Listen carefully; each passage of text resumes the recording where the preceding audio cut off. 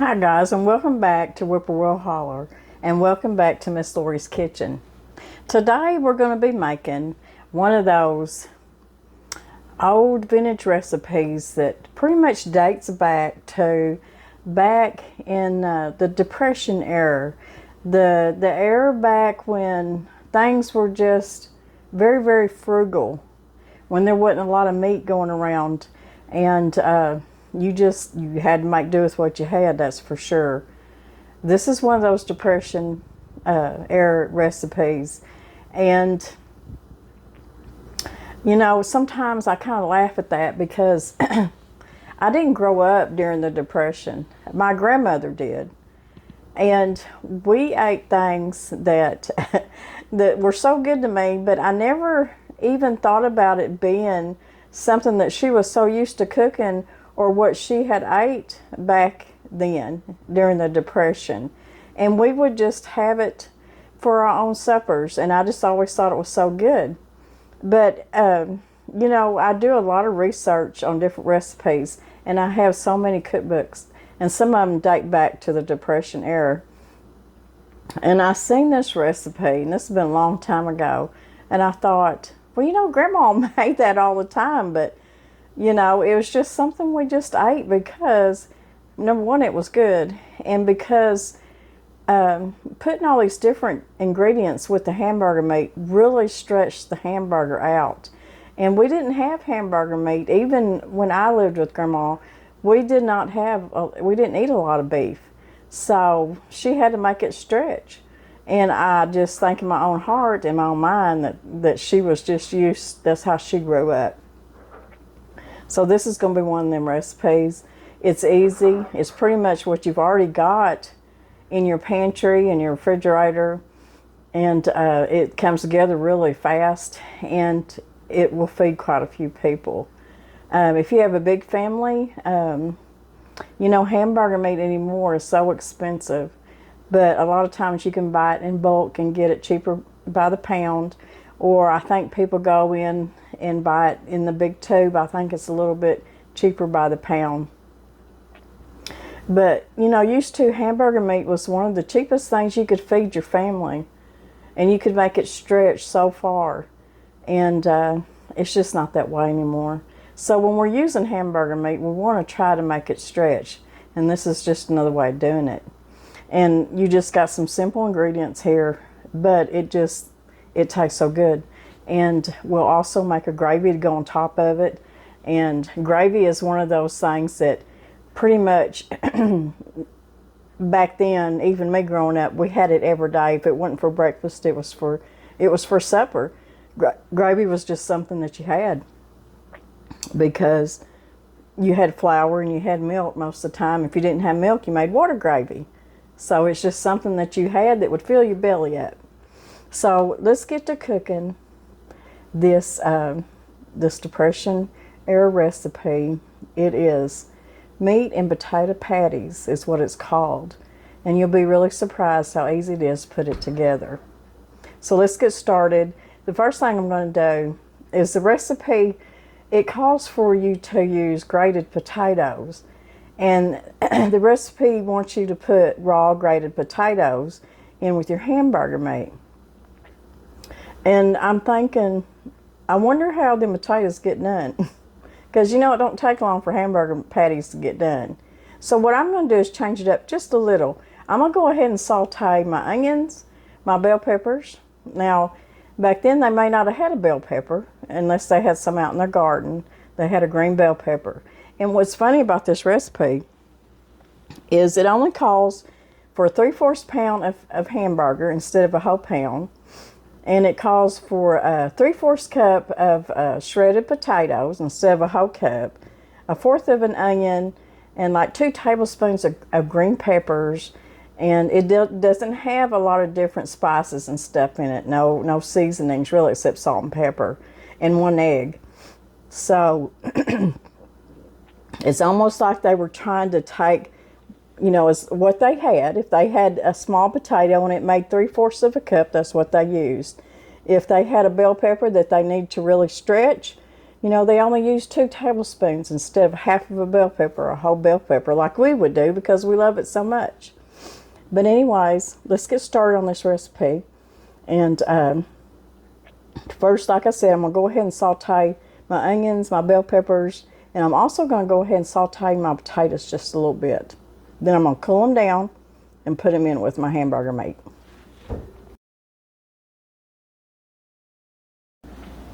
So I got my iron skillet here, and I'm just going to pour a little bit of vegetable oil because more than likely they didn't use olive oil because, well, they didn't have it, you know, and they may have had a little bit of lard, or maybe they had just a little bit of butter or something like that from the milk cow. But we're going to be using just a little bit of vegetable oil.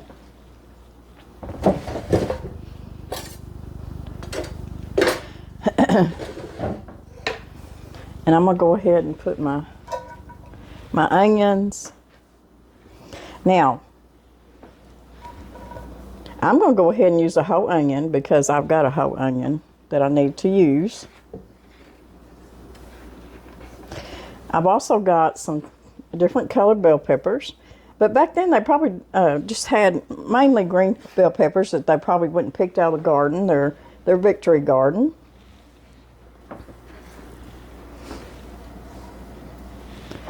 And I'm also going to go ahead and put my grated potatoes. I grated them a little bit too soon. I didn't put them in any water, so they're turning kind of pink on me, but they're okay. Now what this potato is going to do is it will make your hamburger meat go a little bit farther, plus it's going to be a binder because we're going to make patties out of it. So what I'm going to do is I'm just going to saute this just for a little while, just to get, you know, everything a little bit tender. And then I'm going to take it out of the pan because this will be the pan that I make my patties in. Let all this cool down, then I'll mix it up with my hamburger meat and just a few seasonings and an egg, and we'll get them fried up. And then we'll make our gravy to go on top of it.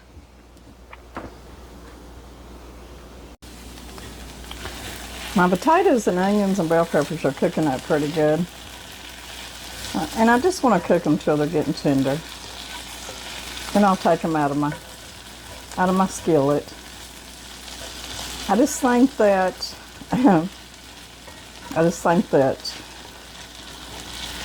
you know, they're going to be good and done. I guess I just question the fact of how good the potatoes would be done putting them in there in your patties raw, but they know more than I do about that stuff. So I've never put raw potatoes inside of a raw hamburger patty, so not sure how they'd cook up.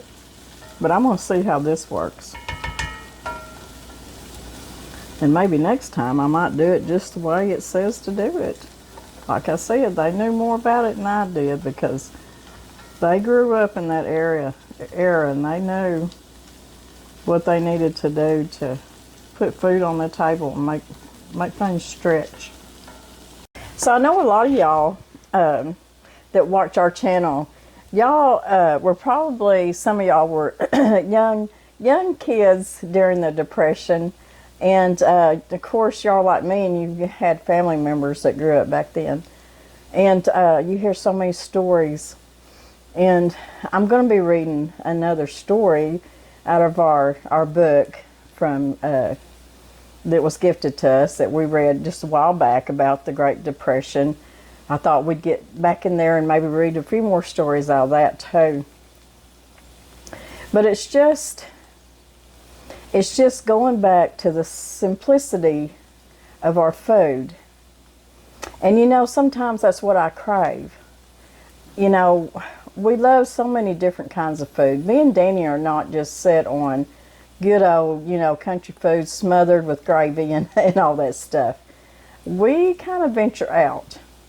I love Italian food, and we love Mexican food, or what we might call Tex-Mex, and I even like Mediterranean foods and Chinese and some of the just different, I don't know. I've got some German cookbooks, and the recipes in there, I've done some that are so good, and I need to start doing some of those.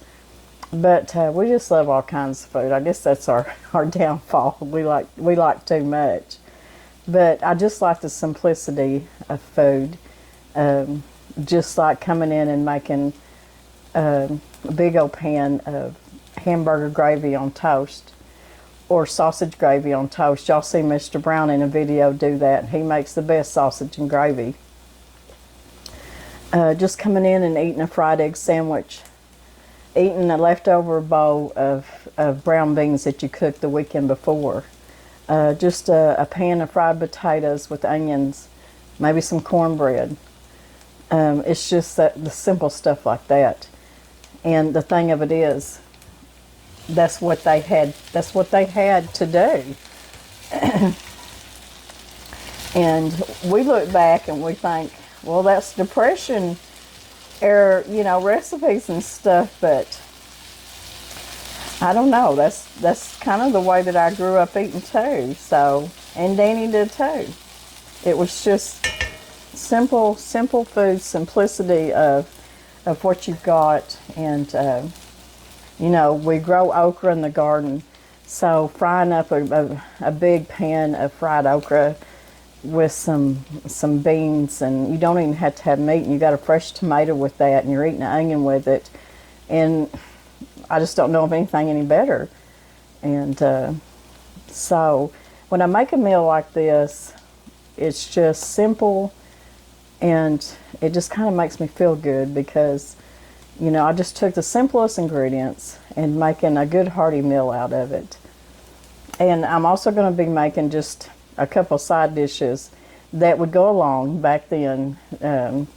Just the vintage, that era of what you would serve probably on the side. And it's not going to be anything fancy, that's for sure. Okay, I'm going to take out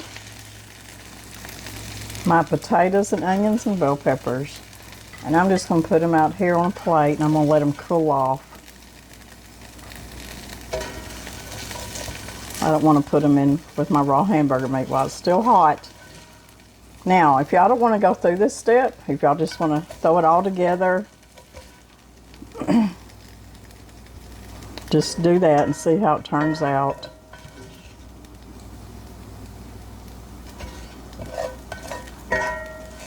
Some of the potatoes stuck on the bottom, but that's okay.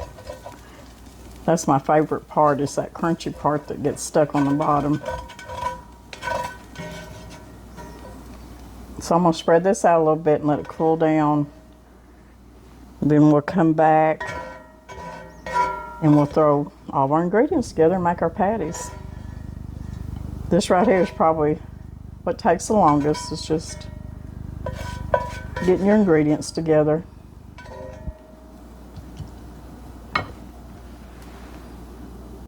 Okay, my onions and potatoes and peppers have cooled off. So all we're going to do is take our 1 pound. I've got 1 pound here. The recipe calls for 3/4 of a pound. I've got 1 pound of hamburger meat, and this is pretty lean hamburger meat. Put how much pepper you think you might like. And some salt. Now, this recipe does not call for a bunch of different seasonings. Now, you know Miss Lori, and I would put garlic in here, maybe a little onion powder, but I want to stick with the recipe as much as possible, because back then they may not have had or been able to get garlic if they didn't plant it in their garden, or onion powder, but we do have onions in it. So it's just simple. Like I said, it's just simple ingredients. With it being a meat and potato patty, I would even put, besides garlic, a little thyme in it, something like that.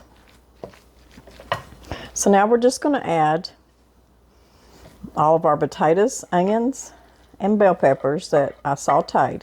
And if you choose not to saute it, that's fine. And if you do that and you make this, let me know. And then you need 1 egg.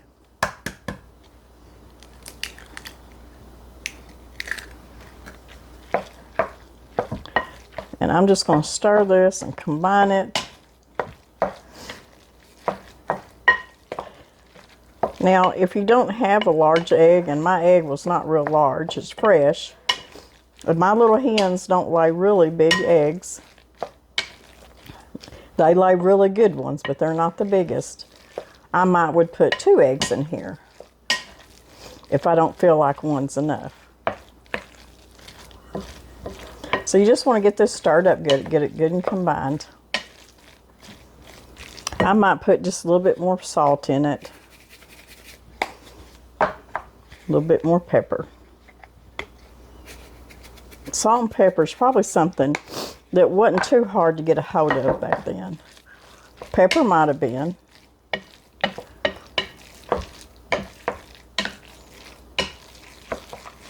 Make sure this is mixed up good. So you could put another potato, shredded potato in here. I think it'd work just fine to make that hamburger meat go even further.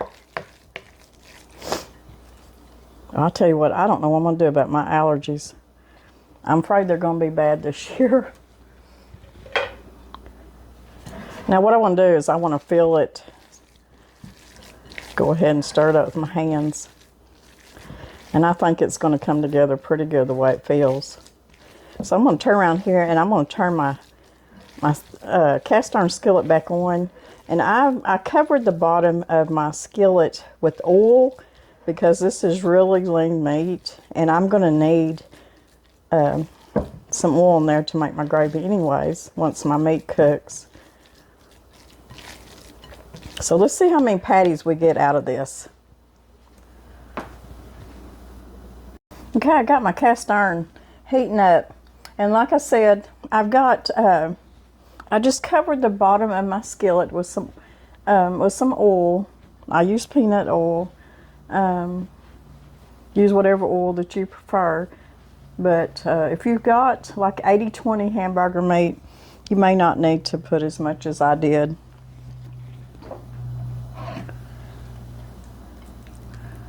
This is from steer that we had processed, so it's not real fatty. Did I say beef or deer? I don't even know what I said. Well, it's not deer, it's beef. If I said deer, I'm sorry. So I'm gonna put these in here. And I made, that's 5. I ended up making 9 patties. I probably could have made them smaller and got 10. What I'm going to do is I'm going to cook them. Then I'll come back and cook my other 4. But they look good. They smell good. I can see the potato and onion and everything in there. So we'll let these cook, get good and brown on each side, cook in the middle. And I'll get all those done. Then we'll come back and we'll make our gravy that goes with our meat and potato patties. Okay, we've got all of our hamburger patties cooked. I've got just enough oil left here in my pan that I'm going to make some gravy. Now the gravy that they would make would have been milk gravy or water gravy. But you could change this up. And you could put you a little bit of beef broth and make you a brown gravy. But they would have done it differently. They would have used, like I said, made a milk gravy or water gravy. So I know there was a good, probably 3 tablespoons of oil. And if that was a little bit too much, you could take a little bit of it out. But I want quite a bit of gravy.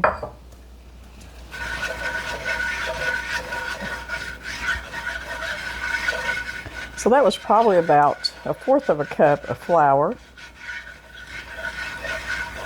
And you can see that because I left all the good bits on the bottom of the pan, I didn't take anything out. It's going to be a darker milk gravy. Now I want this to cook just a little bit because I don't want it to be, I want the flour to cook just a little bit. I'm going to turn my heat down just a little bit. So at this point, this is up to you, whether if you want milk gravy, water gravy, or if you want to make a beef broth. I mean a beef, brown gravy, I'm sorry. You can see how dark that is. I'm gonna go ahead and start pouring some milk in.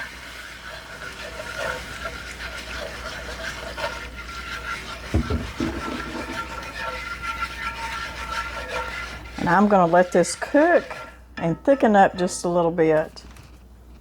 And put a little bit of salt and pepper in it.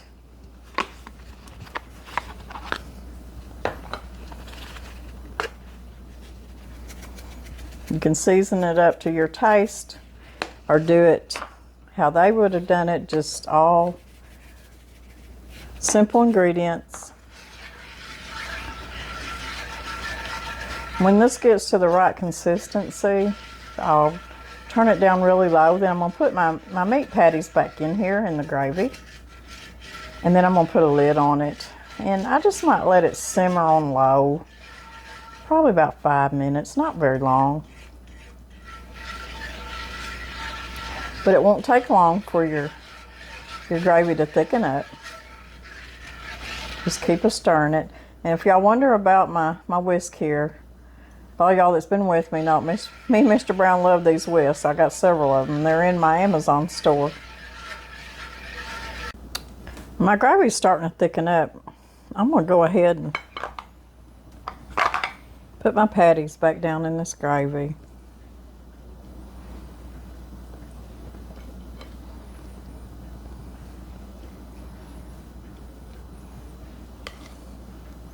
So this is pretty much done. It just needs to simmer just a little bit with your patties in there.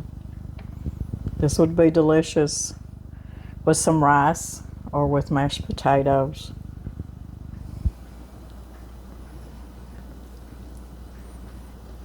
On a piece of light bread. And what I'm going to do is get me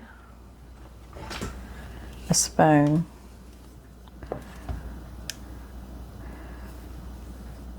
Or you can just kind of turn them over just like this in your pan. That way it's all covered with gravy. Now how can this not be good? Simple ingredients, simple recipe.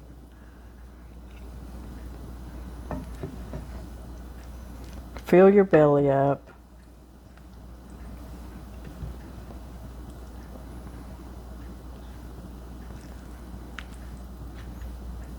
Won't that look good?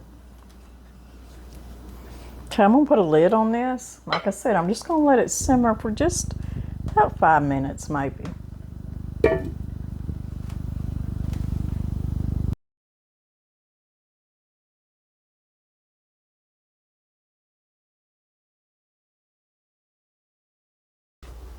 So, a few videos ago, we were reading some stories from Priceless Memories of the Great Depression. We had everything but money. This book right here. Very interesting. And today we've got a little bit different take on what the Depression meant to some people. It says here, I like the Depression. No more priority for me. I've had more fun since the Depression started than I ever had in my life. I had forgotten how to live and what it meant to have real friends and what it was like to eat common everyday food. Fact is, I was getting a little too high hat. It's great to drop into a store and feel that you can spend an hour or two or three or even half a day just visiting and not feel that you're wasting valuable time. I like the Depression. I'm getting acquainted with my neighbors and following the Bible to love them. Some of them have been living next door to me for 3 years. Now we butcher hogs together. I like the Depression. I haven't been out to a party in 18 months. My wife has dropped all her clubs, and I believe we are falling in love all over again. I'm pretty well satisfied. I'm feeling better since the Depression. I get more exercise because I walk to town. And a lot of folks who used to drive Cadillacs are walking with me. I like the Depression. 3 years ago, I never had time to go to church. I played checkers or baseball all day, Sunday. Besides, there wasn't a preacher in Texas that could tell me anything. Now I'm getting to church regularly and never miss a Sunday. Then here's another account. Memories bring more laughter than tears. Some things in life must be experienced for one to truly grasp their meaning, like the Great Depression. Although I was very young at the time, my memories of those years bring more laughter than tears, I remember.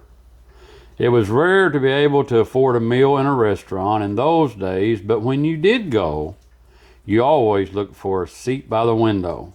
The proprietor always gave larger portions to the diners with window seats, so a passerby would think it was a good place to eat. Our father would sometimes take us to the Bronx Zoo, but never on Mondays. That was the only day the zoo charged admission, which was a nickel.